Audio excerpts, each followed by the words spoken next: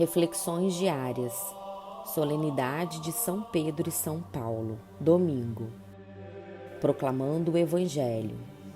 Por isso eu te digo que tu és Pedro, e sobre esta pedra construirei a minha igreja, e o poder do inferno nunca poderá vencê-la. A igreja, ao longo dos tempos, tem sido odiada, mal interpretada, difamada, ridicularizada e até atacada. Embora às vezes o ridículo e a repreensão venham como resultado das falhas pessoais de seus membros, na maioria das vezes a Igreja tem sido e continua a ser perseguida porque nos foi dada a missão de proclamar a verdade, com clareza, compaixão, firmeza e autoridade, com a voz do próprio Cristo. E essa verdade torna todas as pessoas livres para viverem em unidade como filhos de Deus. Ironicamente e infelizmente, há muitos neste mundo que se recusam a aceitar a verdade. Há muitos que, em vez disso, crescem em raiva e amargura, enquanto a Igreja vive sua missão divina. O que é essa missão divina da Igreja?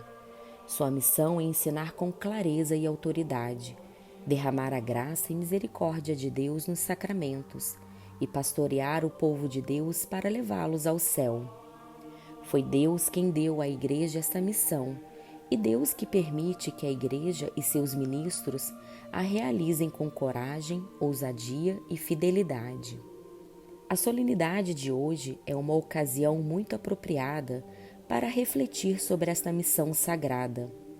São Pedro e São Paulo não são apenas dois dos maiores exemplos da missão da Igreja, mas também são a base real sobre a qual Cristo estabeleceu esta missão. Primeiro, o próprio Jesus no Evangelho de hoje disse a Pedro: "Por isso eu te digo que tu és Pedro, e sobre esta pedra construirei a minha igreja, e o poder do inferno nunca poderá vencê-la. Eu te darei as chaves do reino dos céus. Tudo o que tu ligares na terra será ligado nos céus. Tudo que tu desligares na terra será desligado nos céus." Nesta passagem do Evangelho, as chaves do reino dos céus são dadas ao primeiro Papa da Igreja. São Pedro, aquele encarregado da sede divina da Igreja na terra, tem autoridade para nos ensinar tudo o que precisamos saber para alcançar o céu.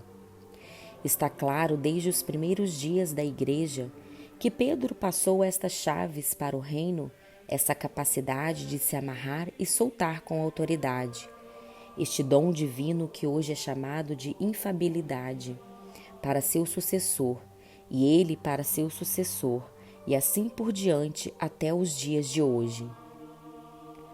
Há muitos que se irritam com a Igreja por proclamar claramente, com confiança e autoridade, a verdade libertadora do Evangelho. Isso é especialmente verdade na área da moralidade. Muitas vezes, quando essas verdades são proclamadas, a Igreja é atacada de forma caluniosa. A principal razão pela qual isto é tão triste não é tanto que a Igreja é atacada. Cristo sempre nos dará a graça que precisamos para suportar a perseguição. A principal razão pela qual isso é tão triste é que, na maioria das vezes, aqueles que são os mais irritados são, de fato, aqueles que mais precisam conhecer a verdade libertadora.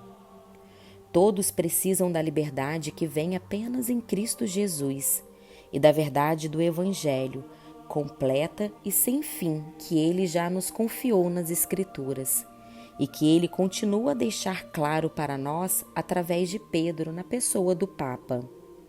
Além disso, o Evangelho nunca muda.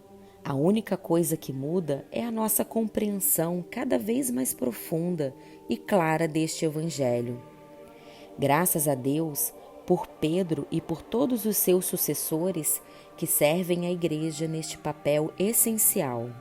São Paulo, o outro apóstolo que honramos hoje, não foi ele mesmo confiado as chaves de Pedro, mas foi chamado por Cristo e fortalecido por sua ordenação para ser um apóstolo aos gentios.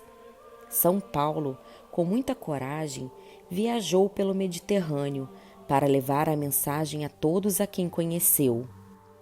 Na segunda leitura de hoje, São Paulo disse sobre suas jornadas: "O Senhor esteve a meu lado e me deu forças. Ele fez com que a mensagem fosse anunciada por mim integralmente e ouvida por todas as nações, o Evangelho." E embora ele tenha sofrido, sido espancado, preso, ridicularizado, mal compreendido e odiado por muitos, ele também era um instrumento de verdadeira liberdade para muitos. Muitas pessoas responderam às suas palavras e exemplo, entregando radicalmente suas vidas a Cristo. Devemos o estabelecimento de muitas novas comunidades cristãs aos esforços incansáveis de São Paulo. Ao enfrentar a oposição do mundo, Paulo disse na epístola de hoje: "O Senhor me libertará de todo mal e me salvará para o seu reino celeste." São Paulo e São Pedro pagaram por sua fidelidade às suas missões com suas vidas. A primeira leitura falou da prisão de Pedro. As epístolas revelam as dificuldades de Paulo. No final, ambos se tornaram mártires. O martírio não é uma coisa ruim se é pelo Evangelho que você é martirizado. Jesus nos diz no Evangelho: "Não temais aqueles que matam o corpo, mas não podem matar a alma. Temei antes aquele que pode precipitar a alma e o corpo no inferno."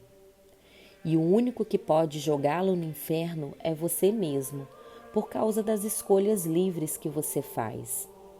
Tudo o que precisamos é observar a verdade do Evangelho em nossas palavras e ações. A verdade deve ser proclamada no amor e na compaixão, mas o amor não é amor nem compaixão, é compassiva se a verdade da vida de fé e moral não estão presentes.